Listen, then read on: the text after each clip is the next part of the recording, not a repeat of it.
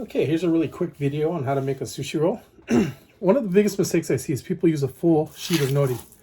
You only need half of this. So what I do is I fold it in half and I cut it. And this is the size I'm going to use. If you want to make a cleaner cut, you can use a knife or a scissor to cut that. You also want to use the what I call the emulsion side, the side that's kind of dull. That's where you want the rice on. So one side's kind of shiny, the other side's kind of dull. So we want the shiny side out. First one I'm going to do is use a makisu, which is a rolling bamboo sheet.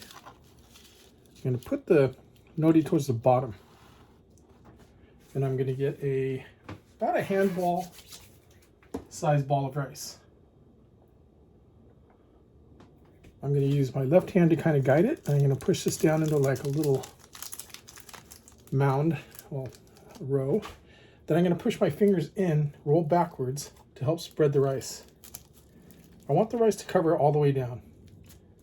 I also don't want too much rice. That's one of the biggest mistakes I see as well. So you don't need complete coverage.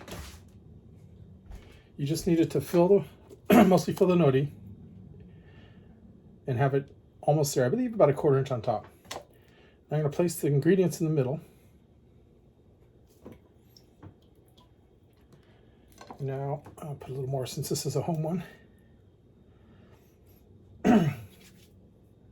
Now here's where I see some of the bigger mistakes as well. So I'm going to line the bottom up with the bottom of my makisu, the roller. I'm going to lift them up together and I'm going to put my fingers on the ingredients and roll this just over the top. I want this edge to meet this edge. Now it should take a quick 1/4 turn and then you can shape.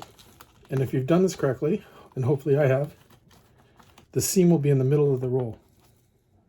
Pretty close. My seam runs right here. A little bit of rice sticking through. The other thing I see for most home chefs is cutting. So you get the knife wet, and you want to cut in the middle. So you don't want to saw back and forth like this. This is going to ruin the roll. Your knife should be sharp enough that you can make one cut and then cut the rest of the way. So I cut in and then I cut the rest of the way. I don't saw back and forth. And here you have a basic takamaki.